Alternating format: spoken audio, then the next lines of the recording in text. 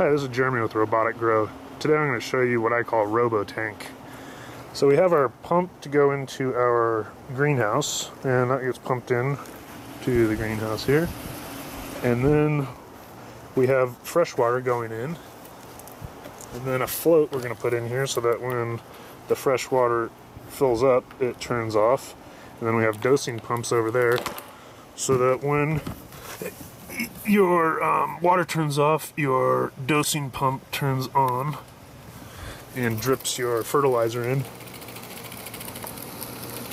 As you can see, it just drips it slowly, and then when it hits a certain point, my program will automatically turn it off to what parts per million I set it at. And then this one over here will turn on after the fertilizer's on and drip your pH down in, just like this drip, so that it doesn't go too fast and not change it too quick. And then this is the EC meter, which I'm going to mount, drill a hole and mount down in here in the tank, and it will tell me how much fertilizer I have in the tank and shut off at a certain point with this little signal box here, relay. So with this in place, here's all the wires and stuff in my valve box.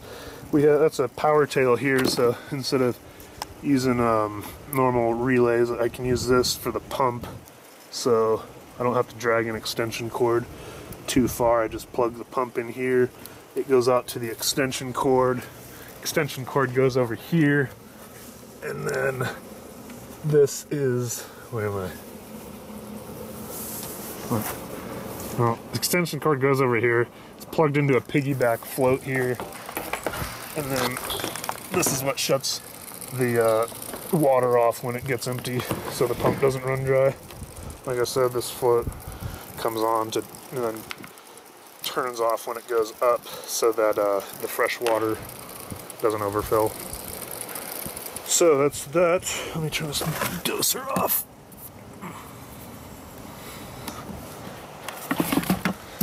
So now we have these fertilizer or solar hot water heaters we're hooking up. Got some over there too. Those are tied in to this diesel tank here. Diesel's not running, but we have all the lines hooked up, so it's still going to go into this hot water tank and go through these lines and then under the ground in the greenhouse and heat the roots. And then the greenhouse here is all automated so that the temperatures of these fans come on, or the fans come on at 45 degrees and they turn off. They come on at 65 and turn off at 45, and then I have some outside fans down there that aren't going that turn on at 75 and turn off at 65. And then I have foliar feeders I'll show you right here. And when it gets too hot in here, when it hits 83 degrees, these foliar feeders come on, and then it'll naturally cool the place just with water spraying around, kind of like swamp cooler effect. So then it chills the place down to 72, and then these foliar feeders kick off.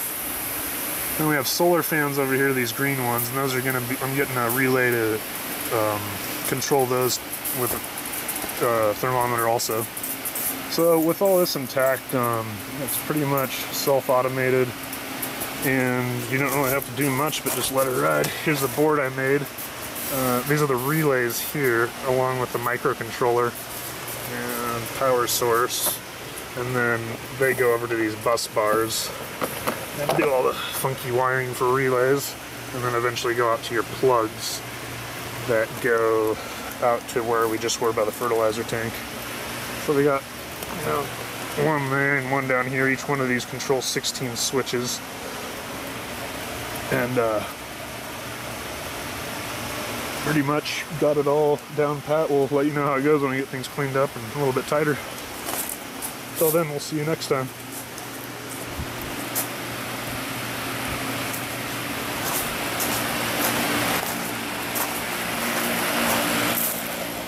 Oh, I forgot to tell you, these drop down hoses, or I use these bubblers, so that way the salt doesn't build up in these little ones, like these those little sprinklers there, the salt will build up and then they just will clog up on you. So I run fresh water through these. Oh, where is it?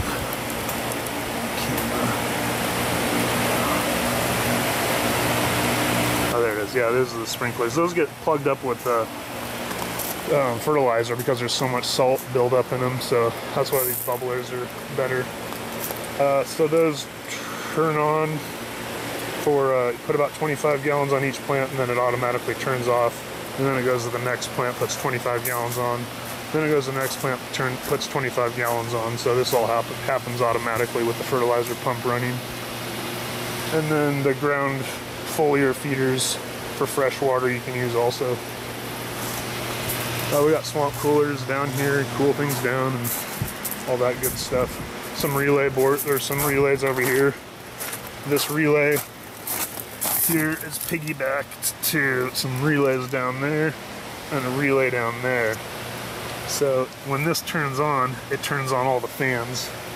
And then when this red light turns off, it disconnects the wire so it can't get any current to the plug, and then it turns off. So with DC current, you turn this solid state relay on and off. This is permanent power here, so I can plug whatever I want and that'll always run if I want to run cameras. And then over here is the automatic power that can be switched on and off wirelessly or through from anywhere in the world, basically, through logmein.com and anywhere that has Wi-Fi. So thanks for checking me out. We'll talk to you next time. And see you around.